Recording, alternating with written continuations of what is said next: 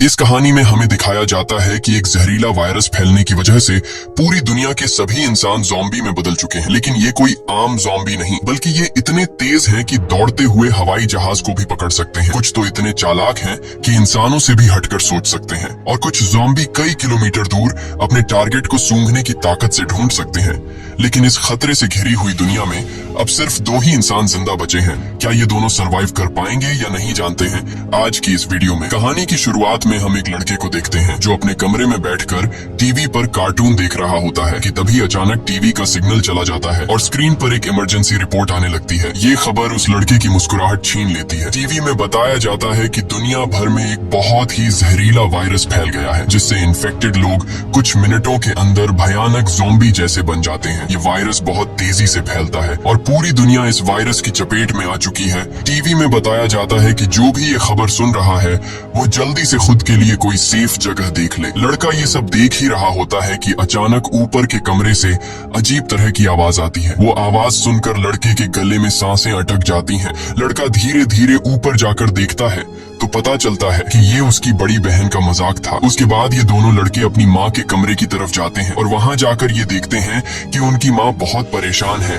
वो अपने हस्बैंड को फोन करके इस सिचुएशन के बारे में बताती है। उसका हस्बैंड जो एक पायलट है वो अपने बच्चों और वाइफ को बताता है कि हर तरफ ये वायरस तेजी से फैल रहा है, इसलिए तुम सब घर पर मेरा इंतजार मत करो और जल्दी से किसी तरह करके इस शहर से दूर निकल जाओ। वो अपने बच्चों से कहता है कि परेशान मत हो, तुम्हें कुछ नहीं होगा, तुम्हारी माँ तुम्हें एक सेफ जगह में ले जाएगी। वो अपने हाथ में पहना हुआ लकी ब्रेसलेट अपने बच्चों को दिखाता है, जो कि ये ब्रेसलेट उसकी बेटी एबिगेल ने बनाया था। ये देखकर एबिगेल बहुत खुश हो जाती है। दूसरी तरफ उनकी माँ जल्दी जल्दी से सामान इकट्ठा कर रही होती है। तभी उन्हें बाहर से चिल्लाने की आवाजें सुनाई देने लगती हैं, इसलिए वो जल्दी से अपने दोनों बच्चों को लेकर घर से बाहर निकल आती है। जैसे ही वो कार में बैठने वाले होते हैं, अचानक एक ज़ॉम्बी उन बच्चों की माँ पर अटैक कर लेता है। डर के मारे एबिगेल जल्दी से कार के नीचे छुप जाती है और अपनी आंखों के सामने अपने छोटे भाई और माँ को ज़ॉम्बी के हाथों मरते हुए देखती है। वो ज़ॉम्बी उस छोटी बच्ची को देख नहीं पाता और वहाँ से चला जाता है। ये छोटी लड़की डर से कांप रही होती है कि तभी वो देखती है कि उसकी माँ भी एक ज़ॉम्बी बन चुकी है। लड़की की माँ अपनी बेटी को देखकर उसकी तरफ बढ़ने लगती है। इससे पहले कि वो अपनी बेटी को मार पाती, ठीक उसी समय पर एक अंकल फरिश्ते की तरह आकर एबिगेल की माँ को मार देता है और एबिगेल को बचा लेता है। थोड़ी देर बाद वो देखते हैं कि एबिगेल का छोटा भाई भी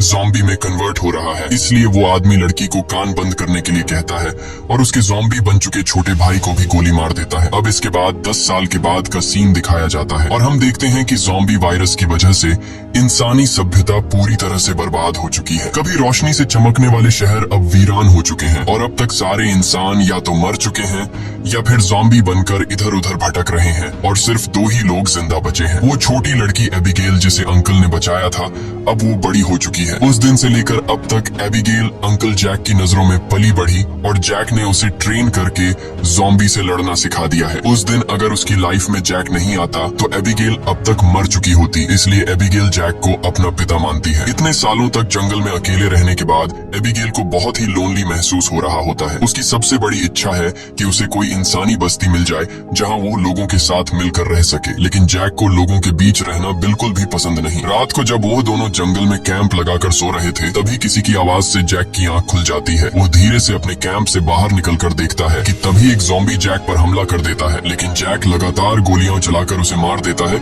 और एबिगेल भी वहाँ पर पहुँच जाती है। इन दोनों को पिछले 10 सालों से जंगल में ज़ॉम्बीज का शिकार करते हुए इतना एक्सपीरियंस तो हो गया था कि ज़ॉम्बी झुंड बनाकर एक साथ मिलकर रहते हैं। वह समझ जाते हैं कि आसपास और भी जरूर ज़ॉम्बीज होंगे, इसलिए वो जल्दी यहाँ से निकलने की तैयारी करने लगते हैं और घोड़े पर बैठकर निकल जाते हैं। तभी रास्ते में उनके घोड़े हिनहिनाने लगते हैं। जैक समझ जाता है कि खतरा नजदीक है। दोनों चारों तरफ देखते हैं तो दूर एक जीप ज़ॉम्बी से गिरी हुई दिखाई देती है, जहाँ एक नॉर्मल इंसान खुद को ज़ॉम्बी से बचा रहा था। अब वैसे भी दुनिया में इंसान बहुत ही कम बचे थे, इसलिए अब इन दोनों को हर हाल में उस आदमी को ज़ॉम्बी से बचाना था। जैक एबिगेल के निशाने का टेस्ट भी लेना चाहता था, इसीलिए वो एबिगेल से कहता है कि तुम इस आदमी को बचाओगी ताकि पता चले कि वो पूरी तरह से ट्रेन हो चुकी है या नहीं। जैक उसे कहता है कि सुकून से टारगेट को निशाने पर करो और फिर उसे शूट कर दो, लेकिन एबिगेल जल्दबाजी में गोली चला लेती है, जिससे वो गोली ज़ॉम्बी के साथ साथ उस सर्वाइवर को भी लग जाती है। ये देखकर जैक एबिगेल पर काफी गुस्सा करता है, जिसके बाद वो दोनों इंसान के पास जाते हैं। वो देखते हैं कि ये आदमी अब बच नहीं सकता, इसलिए जैक उसे खुद ही मार देता है ताकि अगर उसे ज़ॉम्बी ने काटा हो तो वो दोबारा जिंदा न हो जाए और हमारे लिए खतरा न बने। उसके बाद वो दोनों उस मरे हुए आदमी की कार से जरूरत की सारी चीजें लेने लगते हैं। जैक मरे हुए आदमी के जूते ले लेता है और जैसे ही वह उन जूतों को पहनता है तभी वहाँ मरे हुए आदमी के और साथी भी आ जाते हैं और बहुत सारे हथियारबंद लोग उन्हें घेर लेते हैं। एक बंदा जब मरे हुए इंसान के जूतों को जैक के पैरों में देखता है तो उन्हें शक होने लगता है कि उन्होंने सामान लूटने के लिए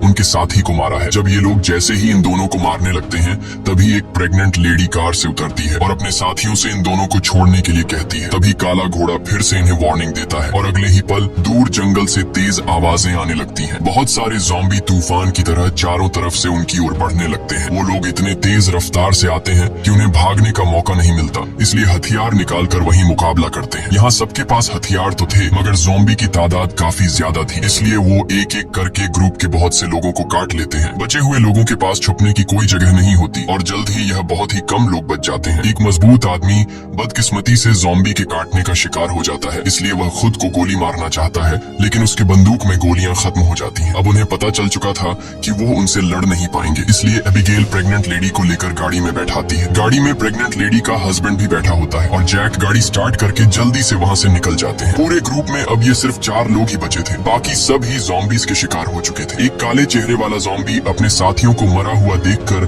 बहुत ज्यादा गुस्सा हो जाता है। उधर ये चारों ज़ॉम्बीज से जान छुड़ाकर गाड़ी में सफर कर रहे होते हैं। रास्ते में जैक पीछे बैठी लेडी से पूछता है कि तुम हो कौन और यहाँ क्या कर रहे थे। पूछने पर पता चलता है कि यह बचे हुए लोग शिपटाउन नाम की जगह पर जाना चाहते थे जहाँ पर सेफली इंसान रहते हैं। वहाँ जरूरत की तमाम फैसिलिटीज हैं और हम सब वहाँ जाकर एक नॉर्मल जिंदगी गुजारना चाहते थे। ये सुनकर एबिगेल बहुत खुश होती है क्योंकि यही तो वो जगह है जहाँ वह हमेशा से जाना चाहती थी। जिस पर जैक ने कहा कि यहाँ पर कोई भी ऐसी कॉलोनी वगैरह नहीं है, मैं पिछले 10 सालों से यहाँ वहाँ भटक रहा हूँ, मुझे तो कोई ऐसी कॉलोनी नहीं दिखाई दी। तभी अचानक बीच रास्ते में उनकी गाड़ी खराब हो जाती है। इस दौरान प्रेग्नेंट लेडी का हस्बैंड बाहर निकलता है जिसका नाम डेविड है। वह उनसे कहता है कि मैं एक मैकेनिक हूँ और मैं इसे ठीक कर सकता हूँ, लेकिन औजार न होने की वजह से गाड़ी ठीक नहीं हो पाती, इसीलिए यह लोग गाड़ी को यहीं पर छोड़कर पैदल सफर करने लगते हैं। कई किलोमीटर सफर करने के बाद वह लोग एक वीरान सोसाइटी में पहुंच जाते हैं। यहाँ ऊंची इमारतें अभी भी खड़ी हैं, लेकिन हर तरफ मौत की शांति छाई हुई है। ये लोग सबसे पहले इस जगह की अच्छी तरह से जांच भी करते हैं। जब उन्हें कोई खतरा महसूस नहीं होता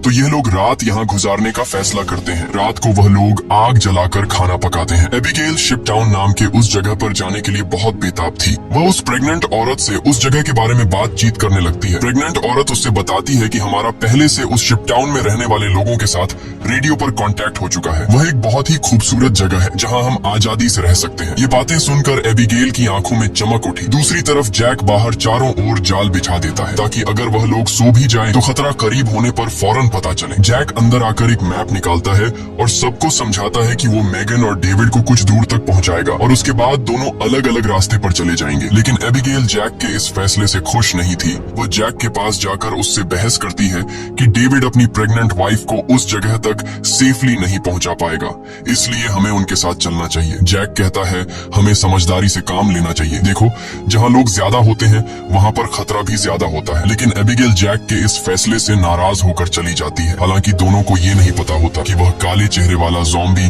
उनकी गाड़ी को सूंघते हुए वहां तक पहुंच चुका है। अगली सुबह एबिगेल छत पर बैठकर अपने बचपन की फोटोज देख रही होती है कि अचानक नीचे पेड़ों से सरसराहट की आवाज आती है। वो समझ जाती है कि ज़ॉम्बी अंदर आ गए हैं और सबको वार्निंग देने के लिए नीचे दौड़कर जाती है कि तभी रास्ते में एक ज़ॉम्बी भी उसके पीछे लग जाता है। एबिगेल खुद को बचाते हुए ऊपर सीढ़ियों पर चढ़ने लगती है और पीछा करने वाले ज़ॉम्बी को झटका देते हुए नीचे गिरा देती है। लेकिन इस चक्कर में उसका बैलेंस बिगड़ जाता है जिससे वह भी नीचे गिरने वाली होती है। लेकिन तभी जैक ने वक्त पर आकर उसे बचा लिया। थोड़ी देर बाद काले चेहरे वाला ज़ॉम्बी अपने साथियों के साथ वहाँ पहुँच जाता है क्योंकि उसे पता चल जाता है कि उनका साथी कहाँ पर मरा है। लेकिन वह पहले से बिछाई गई जाल में फंस जाते हैं जिसमें काफी सारे ज़ॉम्बी मारे जाते हैं। जैक धमाके की आवाज सुनकर समझ जाता है कि ज़ॉम्बी का झुंड उस जगह तक पहुँच गया है जहाँ हम कल रात ठहरे थे और ज़ॉम्बी अभी तक उनका पीछा कर रहे हैं। लेकिन अच्छी बात ये थी कि ये लोग उस जगह को छोड़कर वहां से आगे निकल चुके थे। तभी रास्ते में एबिगेल को याद आता है कि थोड़ी दूर पर एक छोटा सा हवाई अड्डा है जहां पर मेरे फादर काम किया करते थे। शायद वहां कुछ हवाई जहाज बचे हों जिससे हम आसानी से शिप टाउन तक पहुंच सकते हैं। लेकिन जैक कहता है कि अगर हम एयरपोर्ट गए तो वह एक खुली जगह है और अगर वहां ज़ॉम्बीज़ ने घेर लिया तो वहां हमारे पास जान बचाने का कोई रास्ता नहीं होगा और मुश्किल है कि हमें वहां एरोप्लेन भी मिल जाए। लेकिन एबिगेल के बार बार कहने पर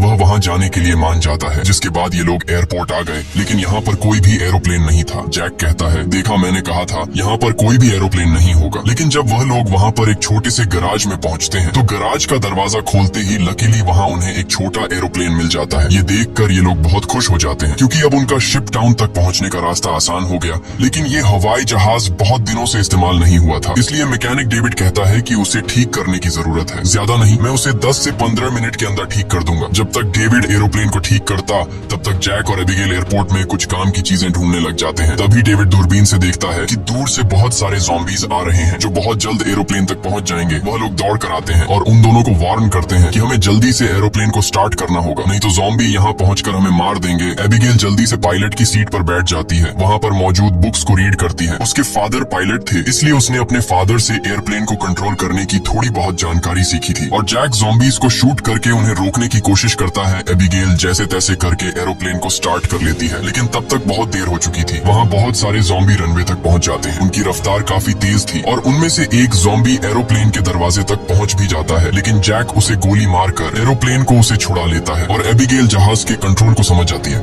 इस तरह से ये लोग जहाज को टेक ऑफ कर लेते हैं। हवाई जहाज में बैठे सभी लोग बहुत खुश हैं क्योंकि वो जल्द ही सीधे शिप टाउन पहुंच जाएंगे। लेकिन ये खुशी थोड़ी ही देर की मेहमान थी। जैसे ही ये लोग थोड़ा सा आगे गए तो अचानक जहाज के इंजन में से धुआं निकलने लगा क्योंकि ये जहाज पिछले 10 सालों से हवा में सफर नहीं कर पाया था, इसीलिए इसका इंजन ब्लास्ट हो जाता है और प्लेन नीचे की तरफ जाने लगा। जैक समझदारी से काम लेते हुए एरोप्लेन का एक पेड़ में क्रैश लैंड करता है, जिससे उन्हें थोड़े बहुत चोट तो आ जाते हैं पर इनकी जान बच जाती है। प्लेन तो अब इस्तेमाल लायक नहीं बचा था, इसलिए अब उन्हें दोबारा फिर से पैदल सफर करना पड़ेगा। काफी दूर तक पैदल चलने के बाद वो लोग एक सुनसान रेलवे स्टेशन तक पहुंच जाते हैं। रात हो चुकी थी। ये लोग आसपास खतरा चेक करते हैं। जब उन्हें कोई भी ज़ॉम्बी नहीं नजर आता तो ये लोग यहीं पर रात गुजारने का फैसला कर लेते हैं। वो लोग मैप पर अपना लोकेशन देखते हैं, जिससे उन्हें पता चलता है कि अब ये लोग शिप टाउन से सिर्फ 2 दिन की दूरी पर हैं। यहाँ वो प्रेग्नेंट लेडी जैक के पास आती है और जैक का शुक्रिया अदा करती है। वो जैक से कहती है कि अगर तुम ना होते तो हम कभी भी यहाँ तक नहीं पहुँच पाते। ये सुनते हुए जैक को भी मैगन से हमदर्दी होने लगी। वो उसे अपनी स्टोरी सुनाता है कि आज से 10 साल पहले जब ये ज़ॉम्बी वायरस शुरू हुआ था तो उसे सबसे पहले अपनी पत्नी को जान से मारना पड़ा क्योंकि वो उसे काटने आ रही थी। इसीलिए तब से लेकर आज तक उसके अंदर का इंसान कहीं मर सा गया है। अब इस दुनिया में सिर्फ उसके पास एबिगेल ही है जिसे वो हर एक कीमत पर जिंदा रखेगा।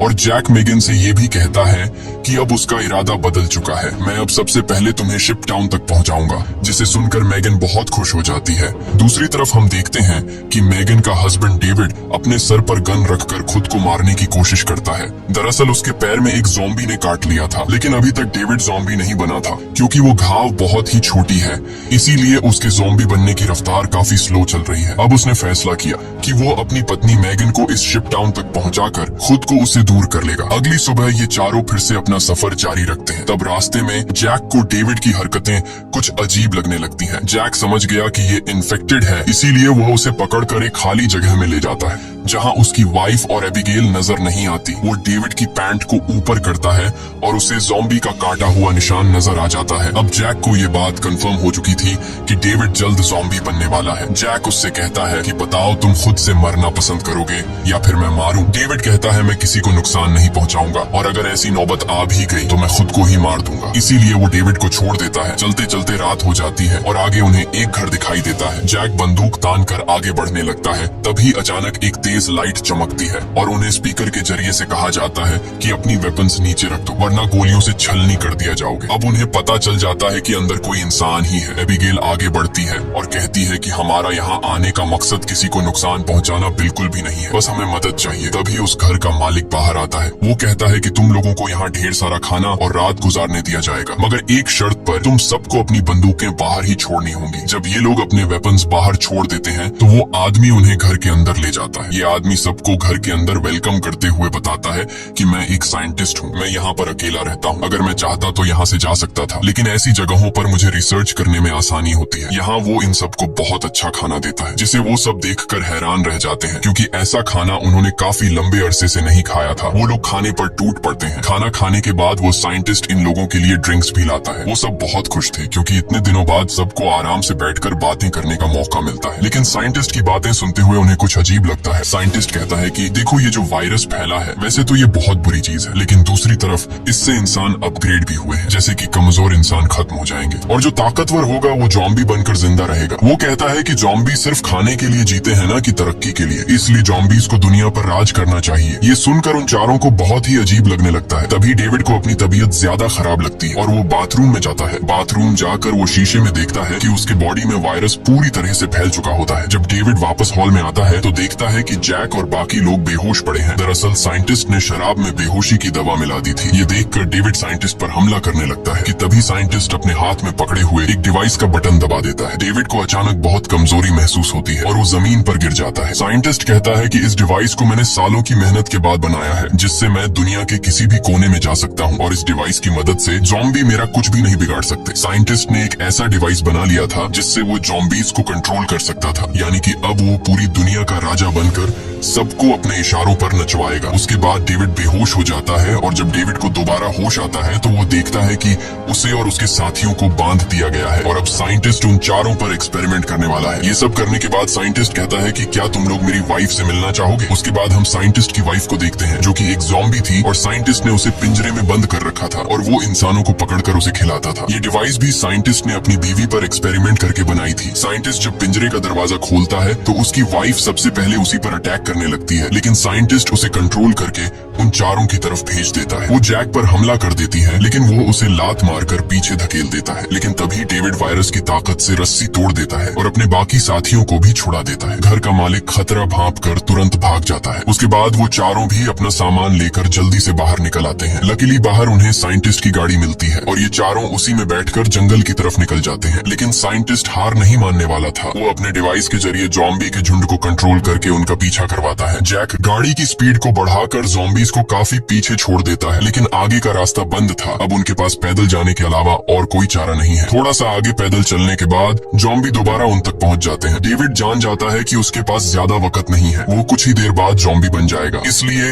वो उन लोगों से आगे बढ़ने को कहता है और खुद पीछे रहकर जॉम्बी को रोकने का फैसला करता है। लेकिन उसकी वाइफ उसे जाने नहीं देना चाहती थी, जिस पर डेविड कहता है कि तुम्हें हमारे बच्चे के लिए जिंदा रहना होगा और ये सब मैं अपने आने वाले बच्चे के लिए कर रहा हूँ। उसके बाद डेविड जॉम्बी से लड़ पड़ा और बड़ी बहादुरी से उनका सामना करने लगा। काफी देर तक वो जॉम्बी उसको रोक लेता है और उसके साथी जॉम्बी से काफी दूर चले जाते हैं, लेकिन तभी एक जॉम्बी आकर डेविड को मार देता है। जैक मेगन को गोद में लेकर आगे की तरफ बढ़ता है और फाइनली ये लोग उस जगह तक पहुंच जाते हैं जहां पर इंसानों की बस्ती थी। एबिगेल मदद मांगने के लिए चिल्लाने लगती है क्योंकि उनके पीछे बहुत सारे जॉम्बी थे। ऊपर टावर पर बैठे दो पहरेदारों ने उन्हें देख लिया और वो अब स्नाइपर से जॉम्बीज को शूट करके उन्हें कवर देने लगे। जल्द ही उन लोगों के लिए एक बोट भी भेजी जाती है और ये तीनों उस बोट में बैठकर शिप टाउन के अंदर पहुंच जाते हैं। काले चेहरे वाला जॉम्बी अपने साथियों को आगे बढ़ने से रोकता है क्योंकि आगे पानी का रास्ता है और वो उसे पार नहीं कर सकते थे। दूसरी तरफ मेगन की डिलीवरी होने वाली थी और उसे तुरंत इलाज की जरूरत थी। अच्छी बात यह है कि यहाँ डॉक्टर और हॉस्पिटल की फैसिलिटी भी मौजूद थी। अगली सुबह हम देखते हैं कि इस जगह को कई बड़े जहाजों से जोड़कर एक टाउन बनाया गया है जिसके चारों तरफ पानी है। जैक एबिगेल से कहता है कि अब हमें यहाँ से जाना चाहिए, लेकिन एबिगेल ने यहीं रहने का फैसला कर लिया है। उसे लोगों के बीच रहने में बहुत मजा आ रहा है। इसी बात पर दोनों में बहुत झगड़ा होता है। तभी एक डॉक्टर आती है और बताती है कि मेगन ने एक बेटी को जन्म दिया है, लेकिन खून ज्यादा बहने की वजह से वो शायद ज्यादा दिन नहीं जी पाएगी। ये सुनकर जैक का मन उदास हो जाता है। वह जल्दी से हॉस्पिटल के कमरे में जाता है। मेगन बहुत कमजोर हो चुकी है और वह अपनी बेटी को जैक के हवाले करना चाहती है और वह चाहती है कि वह भी एबिगेल की तरह बड़ी हो। जैक को अपनी मरी हुई वाइफ की याद आती है और मेगन की बेटी को अपने पास रखने के लिए तैयार हो जाता है। इधर एबिगेल एक हैंडसम लड़के के साथ एंजॉय कर रही होती है। उसने कभी सोचा भी नहीं था कि इतने सारे लोग एक साथ बैठकर शराब पी सकते हैं और खूबसूरत संगीत पर जमकर नाच गा सकते हैं, इसलिए उसका यहीं रुकने का इरादा और भी पक्का हो जाता है। थोड़ी देर बाद एबिगेल उस हैंडसम लड़के को चुपके से एक कैबिन में जाते हुए देख लेती है। उसे देखकर वह भी अंदर चली जाती है। वहाँ पहुंचकर वह देखती है कि ये कैबिन पूरी तरह से तारों और बमों से भरा हुआ है। वहाँ एक वायरलेस स्विच भी लटका हुआ होता है। जैसे ही वह उस स्विच को टच करती है तभी वह लड़का भाग कर आता है और बताता है कि उन्होंने शिप टाउन के नीचे बम लगाए हैं। अगर कभी ये जगह खतरे में पड़ती है तो लोग उस रास्ते से भाग जाएंगे और बाहर से इस जगह को उड़ा देंगे। लेकिन दोनों को बिल्कुल भी अंदाजा नहीं होता कि ये दिन इतनी जल्दी आ जाएगा। वह साइंटिस्ट गुस्से में वहाँ तक भी पहुँच जाता है। वो देखता है कि इन लोगों ने बहुत सारे ज़ॉम्बीज़ को मार दिया है जिनके सहारे वह इस दुनिया पर राज करना चाहता है। वह अपने कंट्रोल डिवाइस के जरिए उस काले चेहरे वाले ज़ॉम्बी राजा को अपने कंट्रोल में कर लेता है। साइंटिस्ट की मदद मिलने के बाद शिप टाउन के नीचे का पानी अब उन्हें नहीं बचा सकता था। बहुत सारे ज़ॉम्बी पानी के नीचे से उन शिप्स पर पहुंच जाते हैं और लोगों पर अचानक अटैक कर लेते हैं, जिनमें से बहुत से लोग मारे जाते हैं। लोगों के बीच हलचल मच जाती है। इधर जैक को भी इस बात का पता चल जाता है कि ज़ॉम्बीज़ ने अटैक कर लिया है। जैक को एबिगेल की चिंता होने लगती है और वह उसे ढूंढने लग जाता है। वह ज़ॉम्बीज़ को मारते हुए आगे बढ़ता है और आखिरकार वह एबिगेल को ढूंढ लेता है। दूसरी तरफ सन की साइंटिस्ट भी शिप पर पहुंच जाता है और एबिगेल को पंच मारकर नीचे गिरा देता है। ये देखकर जैक गुस्से में आकर साइंटिस्ट की तरफ दौड़ने लगता है कि तभी एक ज़ॉम्बी बीच में आकर उसे धक्का देकर नीचे टैंक में फेंक देता है और वहाँ वो साइंटिस्ट भी पहुंच जाता है और जैक से बदला लेना चाहता है। वो जैक को लात मारकर गिरा देता है, लेकिन जैक को पता था